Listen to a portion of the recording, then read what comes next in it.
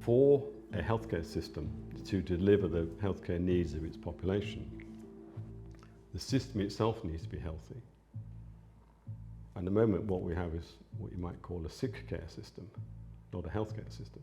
Welcome to Health Chat, the UK's #1 health and social care podcast. We discuss the most important issues in the healthcare sector and the challenges our colleagues face from the front line of delivery to decision-making in the boardroom. Join me, your host, Asma Younus, as we speak with interesting people from across health and social care and bring you expert insight and discussion on the topics that matter most to healthcare professionals. Welcome to Health Chat. I am delighted to be joined today by Simon Dodds, who is a consultant surgeon within the NHS and also an independent healthcare systems engineer. Now, throughout his career, Simon has been at the forefront of service improvement. He's focused on helping organisations understand not just how healthcare is delivered, but how it can be designed better. Pleased to have you with us, Simon. Thank you for joining me. Thank you very much. It's a great pleasure to be here. I wanted to start at the beginning. I mentioned that you're a consultant surgeon, you trained in medicine surgery, but alongside that, you've built this internationally recognised career in healthcare systems engineering. So tell me about your journey. How did you bring those two worlds together? When I was at school, I was going to career things, and they say, what would you like to do as a job? And I said, I'd like to be an astronaut. And the careers guy said, we haven't got many openings for astronauts. Can you think of something else? And I thought, have you got any ideas? And he said, we'd like to be an optician. I went, big difference. Yeah, I said, why optician? And he said, the country needs more opticians. I said, okay, anything else? And he said, well, have you thought about something like medicine? That sort of thing. I said, oh yeah. Yeah, then I could do space medicine. So that's when I went into medicine. So I went to university to do medicine. But while I was in my undergraduate time at university, I got the opportunity to do a second degree in computer science. And this was in the early 80s, before the internet had been invented. So I was taught how to design digital systems from the ground up. So then I carried on in medicine. So I ended up in 2000 as a consultant surgeon, but I'd been trained in both medicine and design engineering. So I've naturally always used both approaches. Was there a point when you'd studied medicine all the way through, you became a surgeon, was there a point where you kind of thought, I need to start bringing in this knowledge of systems and, all the logic you learned through computer science into the work that you were doing? Yes, it sort of came in gradually actually. So in medicine we are encouraged to do some research. So I did some research in vascular surgery, and that involved hemodynamics, which is the way blood flows in systems, in arteries. And that brought in quite a lot of the engineering discipline. But it wasn't really until I started as a consultant and inherited the practice of my predecessor. And it was probably very typical for the NHS, but to me it just felt broken. Wasn't working well. It wasn't working well for patients, it wasn't working well for staff, long queues, chaos in clinics. So I said, well, this just needs to be changed. In fact, it just needs to be redesigned. And because in computer science you do a lot of training in how to design processes, to me it was obvious what the problem was. So I just redesigned it and the chaos went away. And is that when you thought, actually, this is bigger than just this one problem, that when you took a step back and realised this could be applied so many different ways, so many different places? Sort of, yeah. And the question it threw up really was, well, hang on a minute, this clinic has been chaotic for a long time. Why has nobody else fixed it? Because we fixed it essentially in a day. Wow. They'll go, so why has it been like this? So I started asking questions just to, how do you go about designing the processes in the NHS? And everyone said, well, we don't really. We sort of evolve it, and we react to the latest crisis and it changes, but we don't really sit down and design it from scratch. I'll oh, okay, that might explain quite a lot about why the NHS doesn't work as well as it might. And this is 25 years ago, and we're still having that question. That thinking, though, of the NHS, I suppose, because when you think about clinicians and the way they work, it is natural to kind of assume that they're going to be thinking about the patient in front of them. What do we do? How do we solve this problem? But you definitely have this view of taking that step back, don't you? That's essentially what you're saying, is we need to take a step back, look at the whole system. I know from, you mentioned to me that you're just generally a curious person. And is that what you think is the problem, that even the most experienced members of staff and consultants, because they're not able to have the time or the willingness to take that step back, do you think that's the biggest issue? Or not knowing where to start, maybe, if they do it? That's probably more it, actually. So one of the things, looking back over what I've done, I realised my training in computer science, the value of it, because in computer science you don't start off with a broken piece of software and try and fix it. You start off with a blank piece of paper and you design something to meet a particular purpose. And that's not how medicine works. In medicine, what we do as clinicians, we wait for someone to get sick and then we do something. So it's very reactive. Medicine's inherently reactive, whereas design is inherently proactive. So in medicine, we're not taught how to think like proactively. We tend to take our reactive way of thinking and apply it to everything, particularly the way we run the health service. So the two disciplines are complementary, but they're not the same. So because I've been trained in both, I naturally mixed the two together. So when I came across a process which wasn't working well, like queues and things, I would immediately go to what's the design cause of this problem, and how might I change that design so that problem goes away. And it's very similar actually to the way we practice medicine. In medicine, we are always looking for a diagnosis. So the patient will present with symptoms, but we're looking for the root cause of the symptoms. We don't want to just treat the symptoms, you want to treat the cause. And it's the same in improvement by design. You want to look for the root cause of the problem, or the queue, or the chaos, or the whatever, and treat the cause, because then not only does the problem go away, it stays away. It doesn't come back because you change the design. And it's that design-based approach which seems to be lacking. And I think the reason it's lacking is no one in healthcare really gets the opportunity to be trained in it. And it does require training. It's not something which is intuitively obvious. And I think that's probably the primary gap, really. Thinking about what you've been saying about improvement by design, because that's a very big area in which you sort of push in terms of against maybe more traditional ways of quality improvement. But when we talk about healthcare systems engineering, what exactly is it, if we break that down? So engineering really is a code word for design. So all engineering is fundamentally design at the root of it. And what you're doing is you're taking a design and putting it into practice. Yeah. Most engineering, people think about bridges, aeroplanes, cars, manufacturing processes. You think in the sort of what's called hard engineering, and that's absolutely right. The healthcare system is it's called a socio-technical system, which means it has a very large component of what's called soft engineering, which is the people stuff. So when you're designing processes for a healthcare system, which is the service delivery system, it's sort of product manufacturing system, you have to design it so the people are an integral part of the design. And to do that, you have to involve them in it. So if I was designing a production line, I don't need to involve the machines in the conversation. Yeah. But in service improvement and in healthcare, you do have to involve the people in the design conversations, and you have to involve them right at the start. And that is one of the things which doesn't happen as much as it could. And I've found that it doesn't really work going in and applying a design approach and then just giving it to people as a solution and say, if you do this, it will work.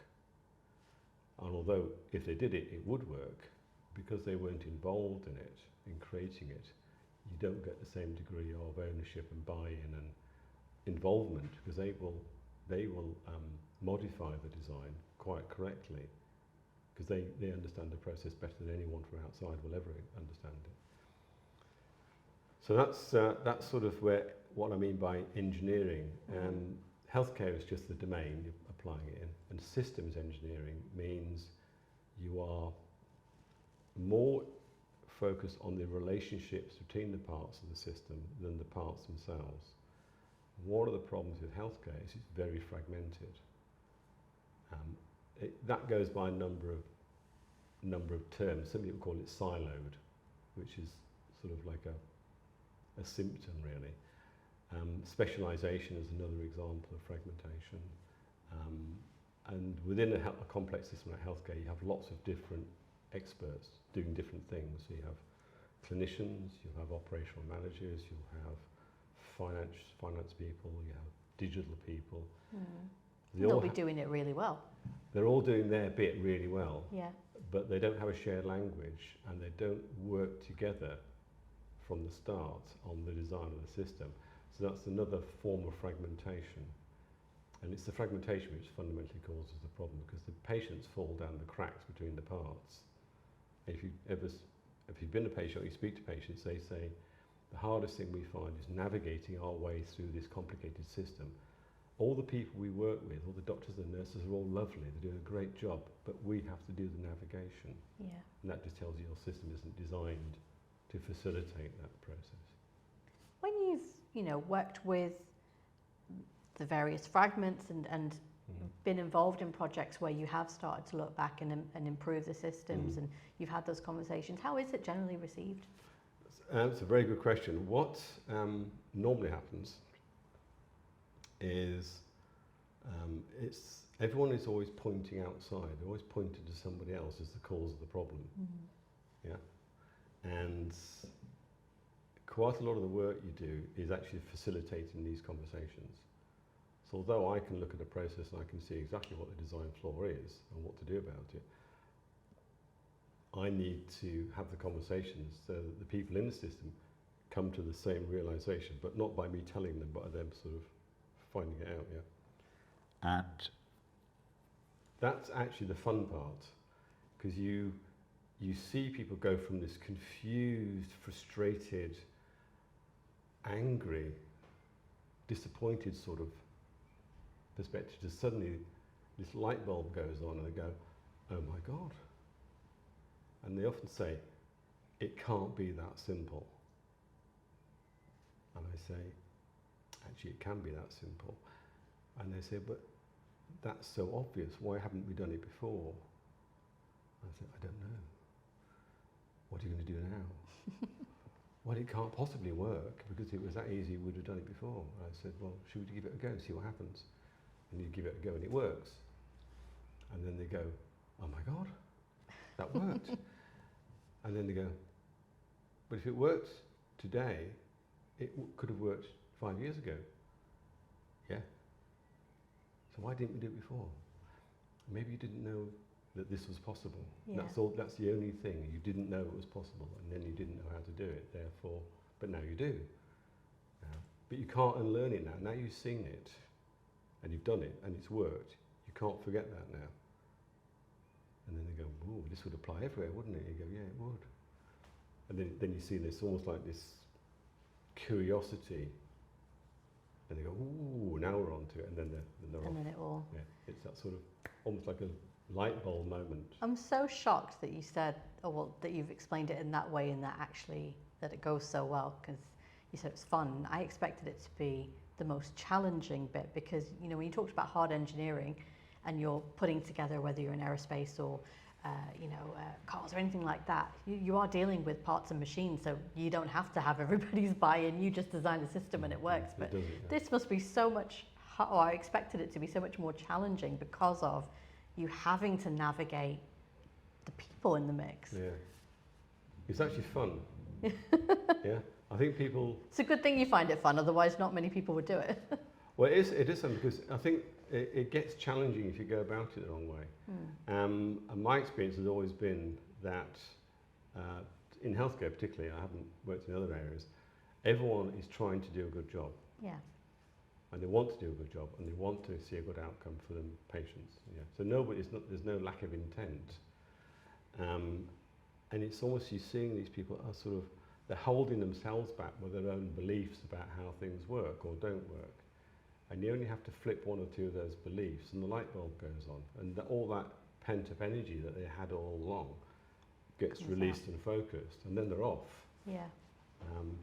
There are a few people who are, a lot of people are sceptical, yeah, and that's actually perfectly reasonable. I call them healthy skeptics, because you need some healthy skepticism. Some people get a bit cynical, and they're generally not so helpful, but they're the minority. The vast majority of people are sceptical. They'll sit on the fence and they'll wait and watch. But you only need about 5 or 10% of people to actually start doing something and demonstrate it works in their hands, and then the word starts to spread. Throughout your career, you've received NHS Innovation Awards, you developed improvement methodologies yourself, you continue to influence services today, as I mentioned earlier. When you look back on some of the projects that you've worked on, what do you think commonly has led to success of them, or maybe even failure in some aspects? The primary recipe for success is, in one word, is discipline. Because going around the process of diagnosing and redesigning a process, there's a way of doing that. And it's quite a disciplined process. And the reason it has to be disciplined is because processes behave in quite counterintuitive ways. So you have to follow the method, and the answer will reveal itself, but it isn't always obvious at the start what the answer is going to be. And there's one of the areas that I've developed in this is a framework for doing it, which is called 6M design, which takes you through this disciplined approach. And it's really interesting, in all the case studies that we've written and published, when you read them, they read like a drama.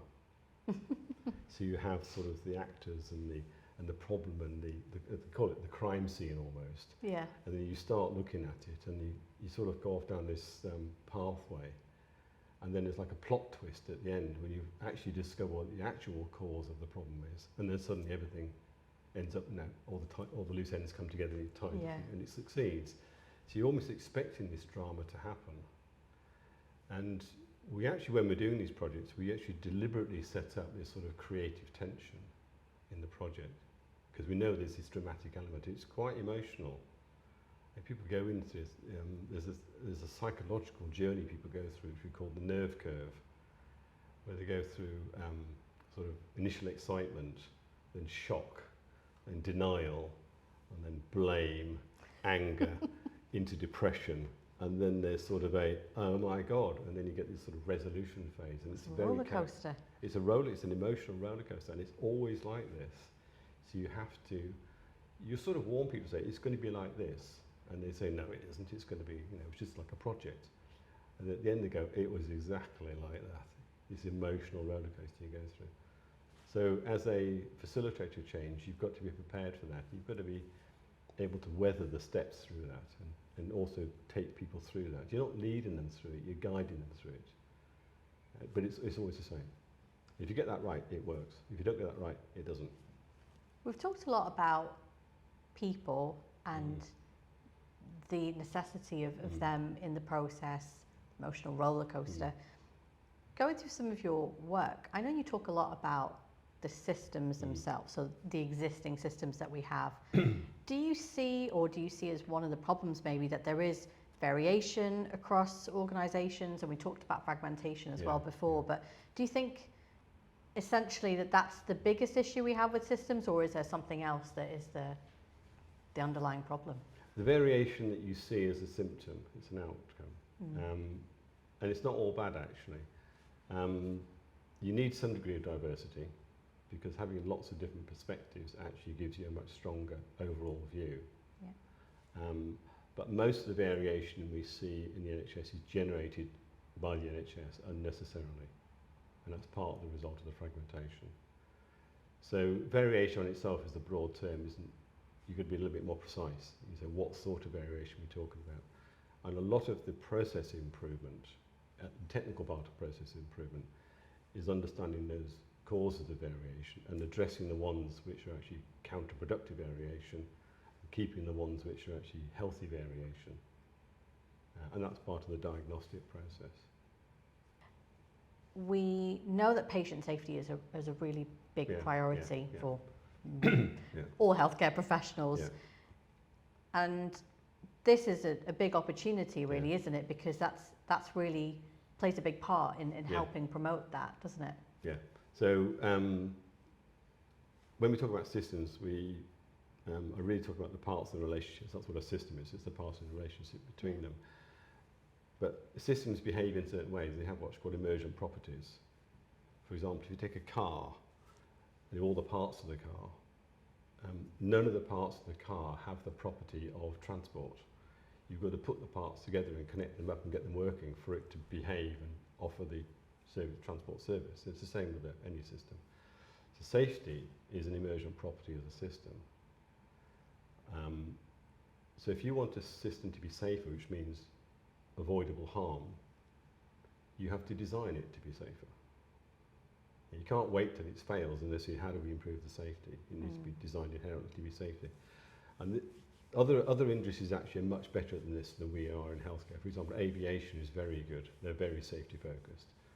Because if an airliner crashes, I mean, it's catastrophic. You lose hundreds of people in one go. Yeah.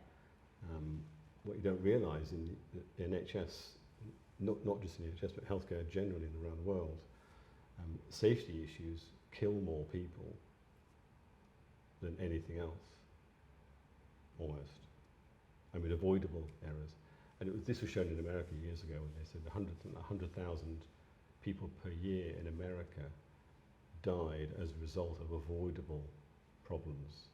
Wow, yeah. That's a big number. And that was actually, discovering that about 25 years ago was a big impetus for them to say we need to learn how to improve our systems. And that's where the healthcare quality improvement movement came from, really. But it was done reactively. And in systems engineering, you design something to be safe. You don't wait for it to fail and then think about it. The two are complementary. And because it's a system, you'll find when you improve the system design, you'll improve safety, you'll improve delivery, so delivering on time. You'll improve the quality of the service, both the patients and the staff experience. And you also improve its affordability, all at the same time. And people think it's a trade-off between those. It's not a trade-off. You get all of them. It's just a matter of where you start. So, for example, queues cause risk. So if you're sitting in A&E for 6 hours or 7 hours or 8 hours, you are at risk because the condition you have is progressing and you're not being treated. So the waiting time is a risk. If you remove the cause of the queue, it gets safer as well as quicker. So all the outcomes you want, safety, flow, quality and productivity or affordability, all follow from improving the system design. You get all of them at the same time. This all really goes back to everything you were saying about trying not to be reactive and going back to being a bit more proactive. You've used that as an example, but in the projects that you've seen and worked on, have you seen firsthand then that this has, significantly reduced clinical errors, helped in that way?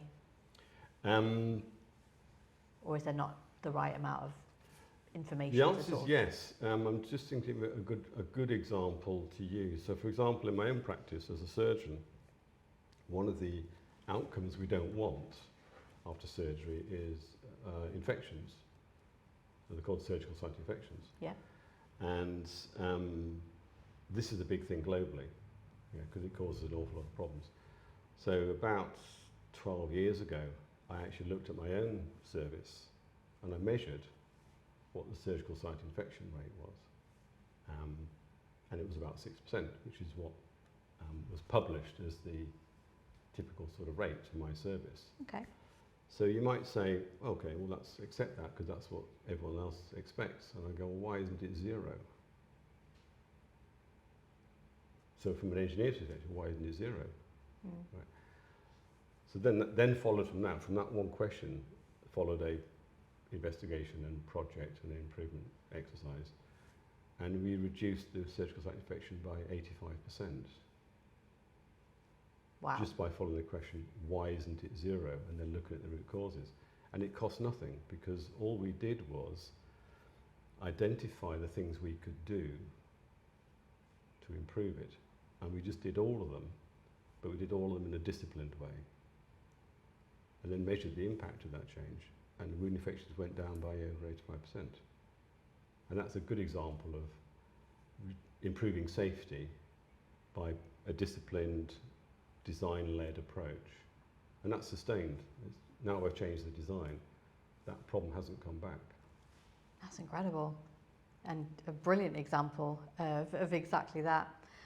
I want to move on to something that I'm always slightly obsessed with, data, because even outside of healthcare industry, data is such a huge struggle now. You know, everyone's talking about it, all sorts of organisations are impacted by it, and if we think about NHS and just healthcare systems in general, there's an enormous amount of data being generated here. Yeah. How much of a challenge is that as we start to move on, collect more?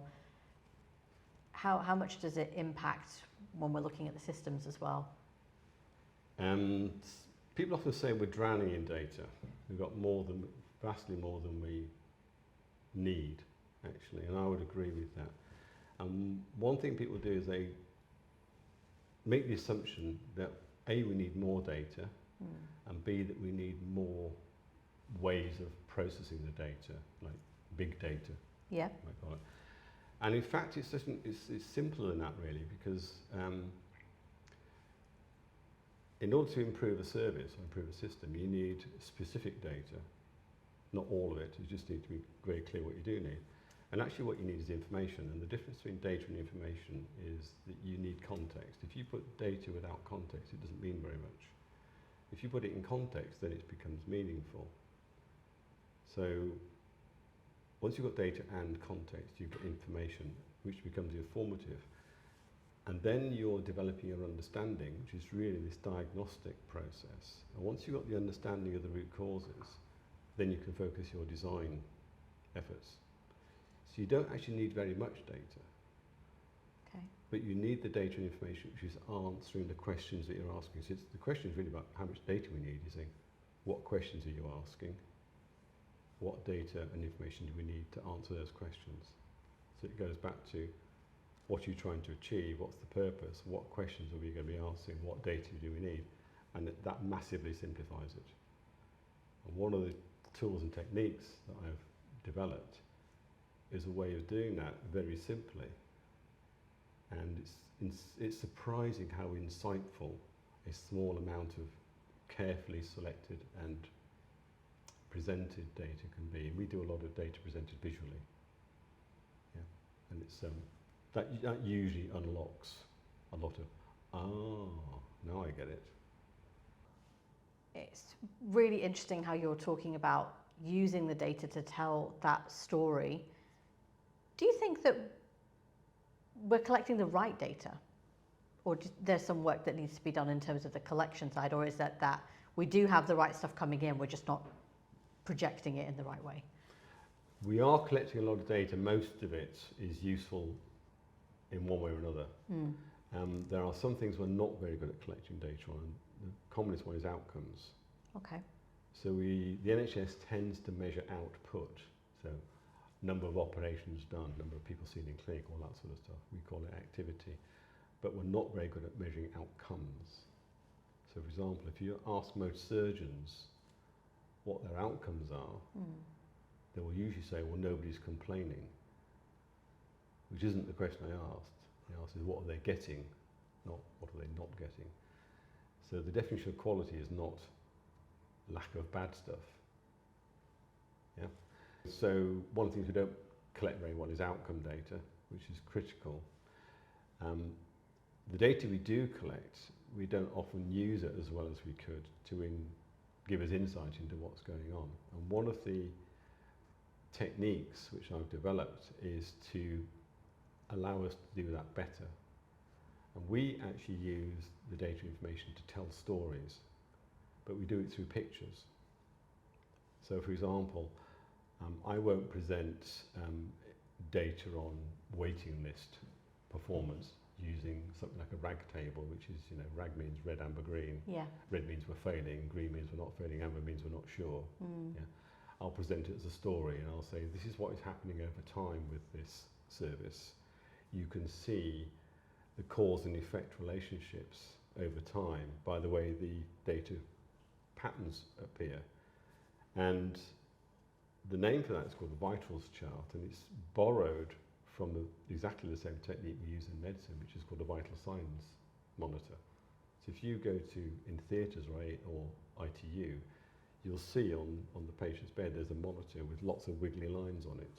Yeah. Each one of those wiggly lines is a different parameter, like temperature, pulse, respiration, blood pressure, all these different physiological parameters. And it's the pattern across those different lines which tell you what's going on. It's not just an individual line. There's no one magic line that tells you everything. And you can do exactly the same thing with the data from your process. You present it in the same format. And the pattern on the chart tells you what's causing the particular problem. So it's a diagnostic tool. And I've never seen that used in any of the traditional quality improvement techniques. And I think that's one of those things. I brought my context from medicine and applied it in the service improvement, saying we need a vitals chart for our hospital or for our theatres or for our outpatient clinic or whatever. Yeah. And when you present the data that way, the answer jumps out of the picture at you. And you go, well, I can see it. So now we know what to do. Yeah. It's all there. It's all there. Reapplying it in different ways. Yeah.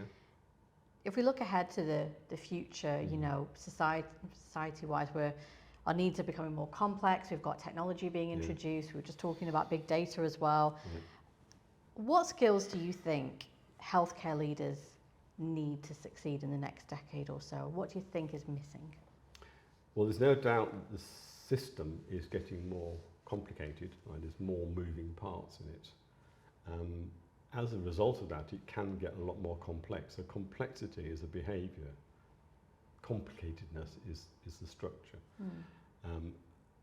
For a healthcare system to deliver the healthcare needs of its population, the system itself needs to be healthy. And at the moment what we have is what you might call a sick care system, not a healthcare system. So if you take a human person, human body, they are a self-healing system. 99% of the healing that is needed, the person does themselves, and the doctors and the nurses and everyone else do maybe 1%, and that's all. And it's the same with the healthcare system. It needs to become a self-healing healthcare system, and it's not at the moment. And then you would say, well, how would you achieve that? Well, if you take the human body as an example, one thing the human body is very good at doing is it's good at detecting when things are going on wrong early and intervening early. So your immune system is working all the time to detect and protect you. And the same principle could work in healthcare. If we are much more proactive and we're detecting things early and then addressing them early, we can create this self-healing system. But to do that, people who work in healthcare, so not just doctors and nurses, I mean the managers, finance, informatics, everyone, will need to learn two things. One is systems thinking, how things work together as a system, but also the design disciplines, because we're not taught design in healthcare. We're taught how to react to illness. We're not taught how to proactively design our services so they don't fail. And it is something separate that needs to be taught. It's a separate discipline. And just as in medicine, for example, I'm a consultant surgeon, it took me 10 to 15 years of training and practice to get to that level of competency. It's the same in design, although you can learn design much more quickly than that. To become an experienced designer of systems engineer, takes years of training and practice, and we aren't training anybody to do that. You've also been doing some work in AI, digital twin simulation in healthcare. Tell me a bit about that. Well, one of the disciplines in design engineering is simulation, because as far as possible, once you design something, you will test it before you implement it, because you know it, so you know it's going to work before you even implement it. And one way you can do that in a complex system is using simulation technology and tools and techniques. And there's lots of ways of doing that. The only difference between a simulation like that and a digital twin is the digital twin is taking its data feed from the real system, running a simulation of the real system like in parallel with it, and then making predictions of what the real system will do in the future if it continues its current path. And that's one way you can use simulation. It's called a digital twin simulator. I actually use that sort of technology as a diagnostic tool as well. Okay. So in one project we did, which is in chemotherapy, which was chaotic, this chemotherapy unit was absolutely chaotic, and it was dangerous, chaotic, the staff were stressed, the patients were stressed, everyone was stressed, and we couldn't see what the obvious root cause of the chaos was, just from observing the process. So what we did in that case is we built a digital twin of the system, using the data from the system. We then used that to explore different diagnostic hypotheses, a bit like you would with the patient. And we found what the root cause of the chaos was, which is a single policy that they were using, scheduling policy. So we went back and said, we think this single policy is the prime cause of the chaos. And if you change it to this policy, the chaos will go away. Of course, they said, it can't be that easy. And we said, we think it might be. And they said, so what should we do? Shall we go for one day and see what happens? It's called a test of change. And I'd done the modelling, so I knew what was going to happen. So they did it for one day, and the chaos went away. And then the following day, they went back to their old, previous way of doing things, and the chaos came back. So it was, yeah, it's like a switch. And we'd said beforehand, I said, what will you do if this works? And they said, well, if it works, we'll implement it in 3 months' time. And I said, why 3 months? And they said, well, all our chemo patients are scheduled in for the next 3 months. All the chemo is scheduled for 3 months. We don't have to redo all that. Yeah. And I said, okay, that's fair enough, you know. So we did this thing. The chaos went away, the chaos came back. And I said, okay, so you said if this works, you'll implement it in 3 months. And they said, we've changed our mind about that. Okay. And they said, we're doing it next week, because we're not putting up with this chaos for the next 3 months if we don't need to. Yeah. And so they changed Simple as that. But they learned how to do the scheduling. I didn't give them the schedule. I said, I'm going to teach you how to do scheduling. They learned how to do it, so they could then do that themselves. And after that, I wasn't needed, because I'd shown them how to do it, and then they could do it. And the chaos went away, and they dramatically improved their service. And a whole bunch of other interesting knock-on effects happened then. Some of the staff who left because it was so stressful to work in that department came back. And I think they were able to see something like 15% more patients in the same time with the same staff in the same space, because the chaos had gone, so they could get more streamlined flow, and it cost nothing. They changed one policy and it cost nothing. A lot of what we've talked about, you've really highlighted how a lot of it is quite simple. It's so, I know there's been a lot of work that gets you to the point that realises it's the simplicity that can make the biggest difference. If you were to say, what you want someone to take away from this conversation or the work that you do, would that be one of the key messages, or what else would you want people to know if they're thinking of improving their own systems where they are? Like, what would your final thoughts on that be? I think my final thought is one of optimism and hope. And I've discovered this myself by doing it. I'd say the solution to these things are out there. They are relatively simple, and anyone can learn how to do it. And you can actually learn to do it quite quickly. So you don't have to be like me. You don't have to do 2 degrees to do this stuff. You can do this really quite quickly, with a little bit of disciplined learning and focus. Anyone can do this. So this could spread to all corners of the NHS. I can't see a reason why it wouldn't or couldn't. The most likely is people with this recurring theme of disbelief. We don't believe that's possible. Yeah. And it's always the same. I say, well, give it a go. Because I've done the engineering, I've done the design, I've done the testing. I know it's going to work, But until they do it and prove it to themselves it's going to work, then they won't believe it. It's a sort of doubting Thomas thing, you know. Until you see it with your own hands, working in your hands, you don't believe it. And that's actually that's the fun bit. When you see that happen, the light bulb goes on, they go, oh my God, it worked.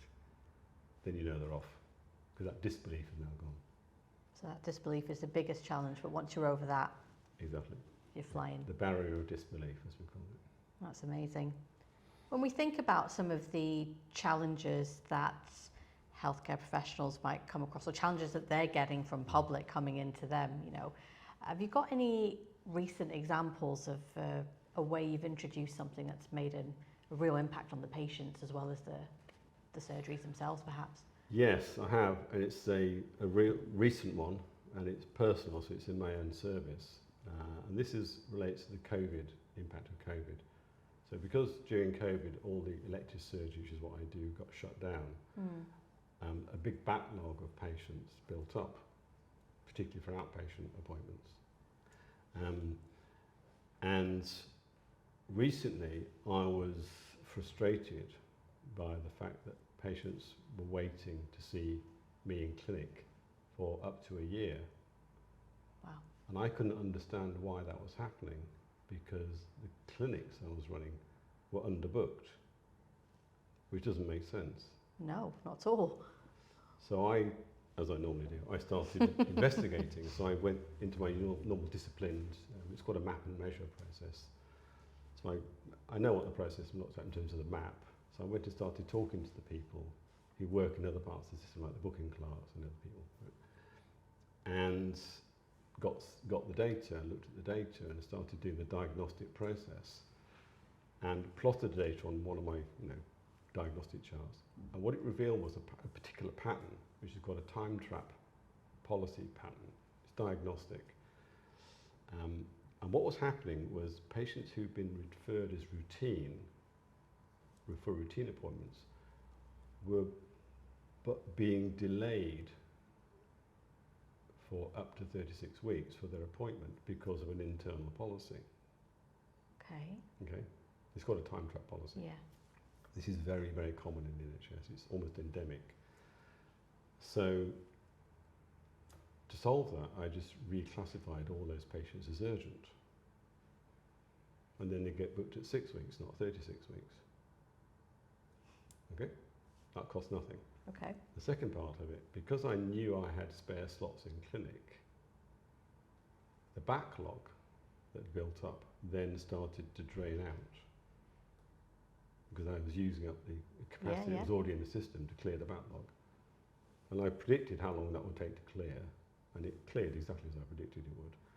So now we're back to, I can see patients in 3 weeks from their referral, irrespective of whether they're routine or urgent. And because I can operate on them in 6 weeks, because I do the same thing for that, my referral to treatment time is now about 9 weeks. The national target is 18.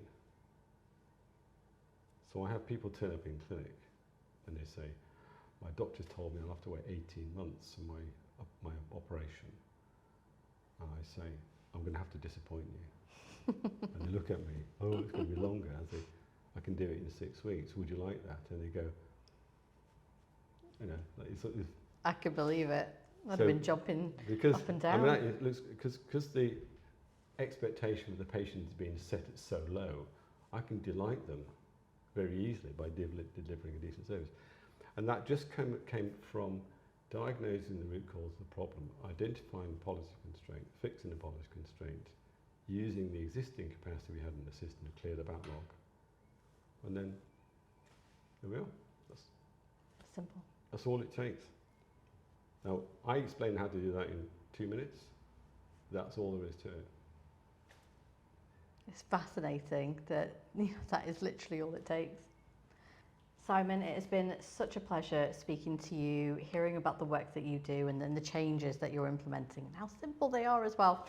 Thank you so much for joining us on Health Chat. An absolute pleasure. Thank you very much. Thank you for watching. If you enjoyed this episode, don't forget to subscribe. You can also follow us on LinkedIn, Facebook and Instagram. If you've got any questions, feedback or want to know more about the work that we do, you'll find our details in the description below. Thank you again for watching or listening.